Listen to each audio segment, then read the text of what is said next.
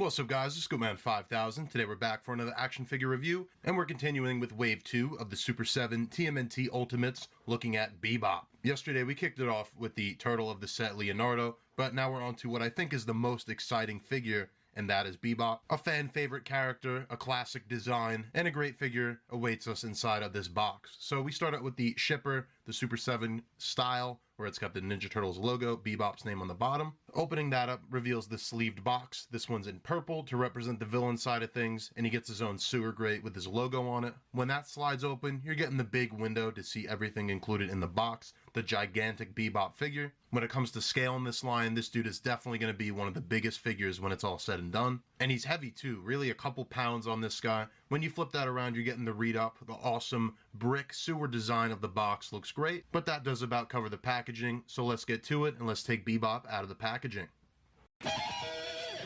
And here's Bebop out of the packaging, and he's got quite a few accessories packed in. Not as many as Leonardo, but enough that you need for this guy. Starting out with the alternate hands, you're starting out with the gripping hands on the figure. These are used to hold his weapons, of course. And then he's got a pair of fists for when he's just going out brawling. He doesn't have to rely on his weapons. When it comes to alternate heads, this is pretty interesting. You're basically getting the same head. The first head, the default one you're getting on the figure, has the pink paint in the front to represent his warthog, his pig head. The alternate here takes away that, reveals the flesh, the brown skin tone that matches the rest of the figure's body. This one's kind of up for content because back in the days with the vintage figures, which these are emulating, you had different factories, you had different materials, you had the soft heads, the hard heads. So I guess this is for those who have a nostalgia towards the old figure, and if they remember their figure as being brown, they can use that head. But I think the pink really stands out. It makes the figure unique, so I'm going to keep that on. But I do like that they give us options, Super7. But yeah, it really depends, I guess, if you're that kind of person who's getting into this line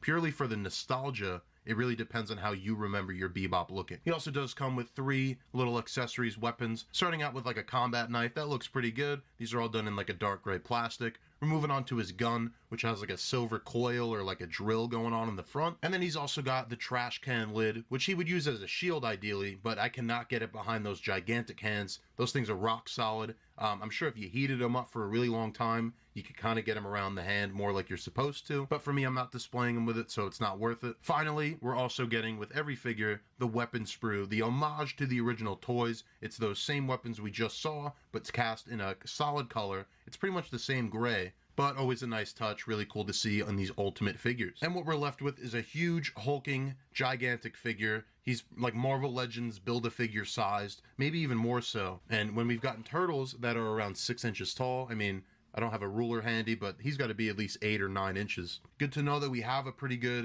range of scale that we can get. We can get some of those larger characters. But I absolutely love the design of Bebop, the vintage look. He's a punk rock warthog. That's about as cool as he could be, and about as 90s as you could be. I think the only thing more 90s is a Teenage Mutant Ninja Turtle, but Bebop really seriously cool.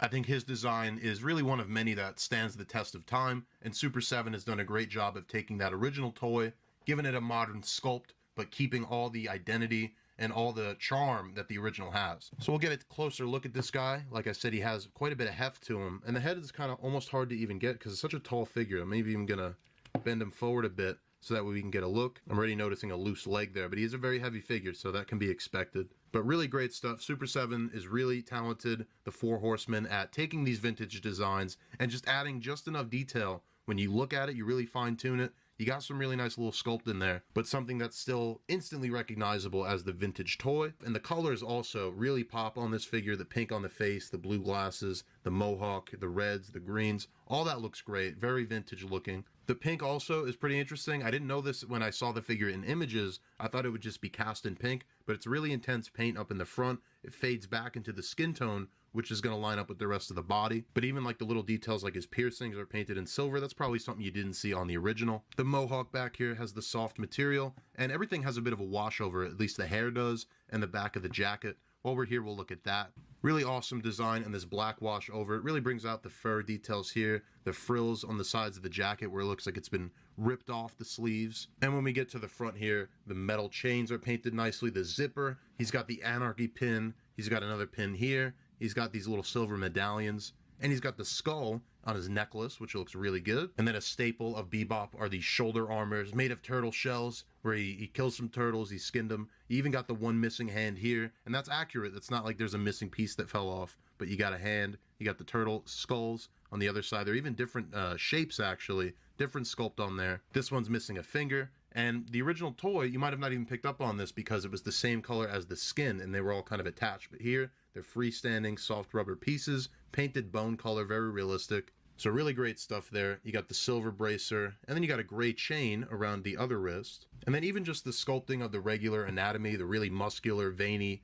arms, the abs here look very good. There's a little bit of scratching and stuff like that. So all that's excellent. Really, the silhouette this guy strikes is really good. The pants, incredible amount of detail. The chain belt is painted in gray. The stitches are painted in gray all over in different designs. You got this knee brace, which has a brown leathery look to it, and then a metallic look, which is even different from this metallic. This is more like a gunmetal, but that design wraps all the way around. The tail up here actually articulates, which we'll get into. And then even down to the shoes, the laces, the little rivets are painted. You got design up here in white. So really a great attention to detail, even more so than something like the turtles, because there's a lot more going on here. There's a whole outfit and then obviously a big warthog head to worry about. So really great stuff. I'm only a little bit concerned about how these joints might get loose because he's a heavy figure, and even like Leonardo, he's a bit loose. So we're going to have to see how well these Super 7 joints stand up to time. With that, why don't we stress them out a bit? Let's do some articulation. The head I'm actually going to remove. It pops right off. You can see a gigantic ball joint there, which actually has its own articulation. He looks up decently, looks down pretty good, and he's got some tilt action. So it's not the worst. It actually has a pretty good range of motion for what it is. It's just not very traditional. There's no ab crunch, which I kind of is strange to me on a humanoid figure, but I guess that's what they're going for in this line. It really doesn't bother me. I don't think Bebop needs to be in such extreme poses, but it's something worth noting. I mean, this is a $45 plus figure if you bought it at retail. It's even more so if you buy it at a premium. So things like limited articulation might bother you for that price. Even the shoulders here, they're done in one piece. There isn't even a upper bicep swivel. You're just getting the hinge and swivel at the shoulder, which moves like you'd expect. And then just the single jointed elbow goes about 90 degrees. And then the hands are gonna hinge and they're gonna swivel. The waist swivels as well. The legs are going to split pretty well. I will say most of these figures do have a good split. He doesn't really kick back due to this sculpt here. It is soft, but it still doesn't really move much for kicking back. Kicking forward is about that far. This is sculpted pretty excellent, so this knee brace doesn't block anything. You can see it's about maybe 45 degrees. It's not quite 90. The hinges on the feet are hidden pretty well by the sculpt here, and he does have a pretty good ankle rocker for such a large character. But overall, that does it for the articulation and the look of Bebop. And I'll keep regurgitating that this is a very impressive beast, and he's going to look great on your shelf. And with that, we're going to go ahead and let's see how he's going to stack up against your other characters. Let's do some comparison. And starting out with the turtles, here's Raphael and Leonardo, who we took a look at yesterday. And like I said in the beginning, what is he, 1.5 times, almost 2 times the height of these guys. So you're really going to need all 4 turtles to take on one of these guys. And then when you add Rocksteady to the mix, their chances of winning drastically go down. For some other mutant animal characters, we got Splinter and we got Baxter Stockman. Baxter, if you stood him up all the way, he is a pretty tall figure. Splinter is kind of a bit taller too, but still Bebop is going to tower over them even fully extended. And then for your Foot Clan, we'll do a little preview with the Shredder, who we're going to take a look at this week, and the Foot Soldier from Wave 1. And again, these are more 7-inch traditional humanoid characters, and Bebop's got at least an inch on him. For your NECA comparison, here's the cartoon April O'Neil and the Foot Soldier. And again, I think these toys work together. They all mesh together, and you could put them in the same display and get away with it. Despite the different companies, different art style, I think it all scales pretty well. And then finally, some characters who actually have a bit of height on this guy. We got the NECA cartoon Krang and the movie Secret of the Ooze Super Shredder. But I think all 3 of these guys are going to make really great centerpieces, really great huge figures to go behind your Ninja Turtle display.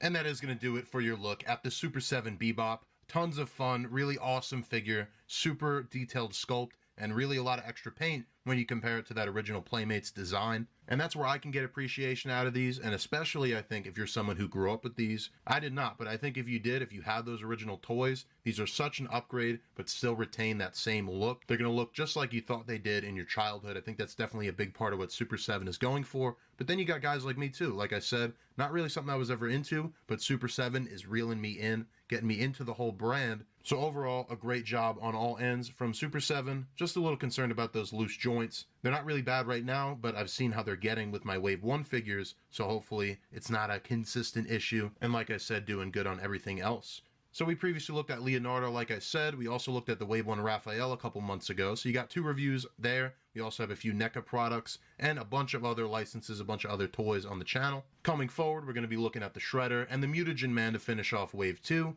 And then any other Super 7 products that I'm ordering. As anything comes in, I'll review it. But Super 7 obviously is a slower company. They're made to order. So it's not like you get a Super 7 every day. And just like the rest of them, this is a great figure. I'm going to be posting some pictures I took at the end of this video. And you can see my whole library of action figure photography on Instagram, scoopman_5000. But that is going to do it for this video. So thank you guys for watching. And I'll see you in the next action figure review.